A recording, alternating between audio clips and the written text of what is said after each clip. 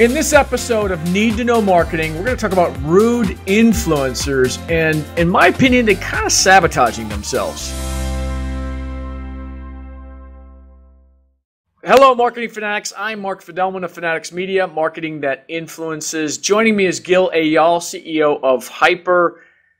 Gil, rude influencers. Can you explain what's going on here right now on YouTube?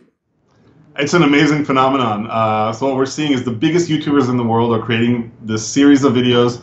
The rudest YouTubers I've ever met. They're basically outing other YouTubers by saying, I met them and they behaved really badly, shaming them in public, and it's extremely entertaining, but it's bizarre.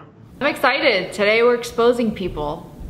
Specifically YouTubers. So if you've ever done shit to me before, welcome to your mixtape. I told stories about celebrities that I've met that were rude, and you guys really liked it. The requests have been insane to do more. So, the rudest YouTubers that I've ever met. I'm not necessarily going to be name dropping here. However, some of the people you might be able to guess who they are just from the details of the story. So, well, I mean, who is this benefiting? I mean, the person calling these other influencers out, I can't imagine they look good by doing it. And of course, the people they're calling out don't look good. I know Logan Paul was kind of picked on by Jesse Smiles, and so was Lele Pons. I don't know. It doesn't seem like anyone wins here. Well, I think it starts with an emotion, not necessarily thinking it through. Jesse Smiles has a long story with both of them, and you know, it goes way back. You could say he was picked on. You could say he's a bad guy. Depends on who you believe. I tend to believe her personally. Her story is goes really deep. But I think what really happens is that YouTubers are struggling for attention. There's a lot of new influencers, a lot of new YouTubers, and they need to get something interesting. So by being able to say that they're in the right circle, they're meeting with other influencers, by getting the other influencers' audience to come and respond on their channel, they're getting attention that they crave. Before you all get rude and say, oh Miranda, but you're not even married. No, you perverts, I'm not doing the nasty. But just like Virgin Mary, God has blessed me with a gift. I just feel like this is too much of a Joan Rivers type thing.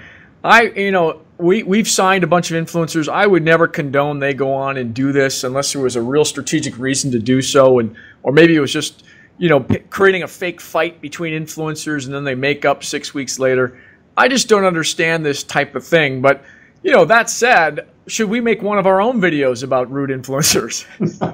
Look, when you get really big on YouTube or on Vine or anywhere else, sometimes it goes to your head. And I know I've seen my share of really bizarre behavior of people who are easily replaceable but think that they're, you know, the second coming of the Messiah. With that said, you know, I try not to air their names publicly, and I think about the future of my career.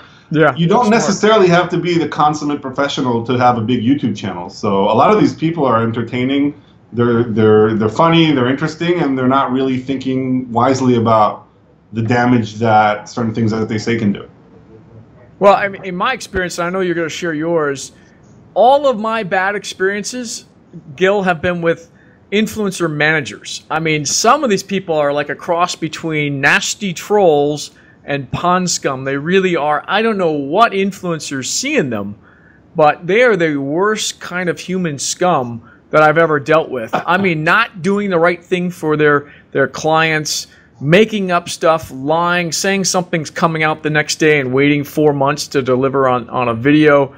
These people, I don't know if they, you know, threw a dart at the board of life and said, this is the job that I'm going to do, but they don't belong there. And it's a high percentage in this field. It's not unlike a used car salesperson. A lot of times it's people who wanted to be influencers but didn't become influencers.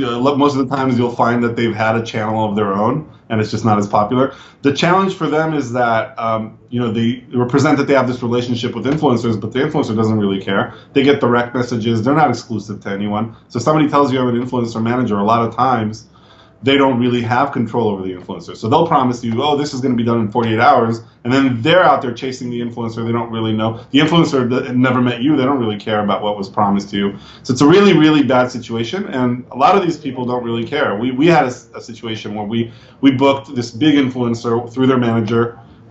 We had about 15 other small influencers ready to post to follow up with them. Day of the post, literally everything's ready. We've approved the content. All the influencer needs to do is press upload.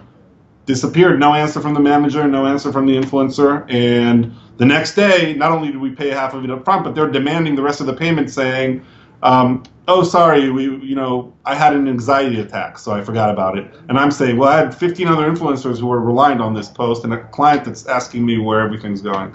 So, yeah, it's really tough. It's hard to work with some of these people. I mean, I guess the lesson learned here is really do your research around who these influencers are. In our case, it's managers, typically not the influencer. We haven't ran into too many of the bad ones. But do your research, really understand who you're getting into bed with before you pull the trigger, because it could end in a disaster. And sometimes reaching out to the influencer is the best thing. We had this thing where we really wanted to work with this really famous YouTuber. We sent her an offer. Her response was LOL, which kind of made it clear to us that we don't want to work with her. We made what we thought was a reasonable offer. There's just kind of a side note here, since you brought that one up. There was the manager of that, what was that Go Fight Me girl? What was her name? Take It Outside or Cash Me Outside. Oh, Cash Me Outside, Cash Me Outside. I am going to call this manager out. He was the worst manager. I don't know if he's still representing her, but maybe they're a match made in heaven. But he kind of did the Cash Me Outside stuff to us because he wanted us to represent her and do some things with her with our brands. The worst experience we've ever had. But I'm not going to get into more detail, Gil. I want to thank you for being on this show. By the way, Hyper is a sponsor. Gil, how did they get a hold of you and Hyper Brands? I'm at Gil@hyperbrands.com. Hyperbrands is HYPRBRANDS, and our website's www.hyperbrands.com. All right. Until next week, Gil, thanks again. Thanks for having me.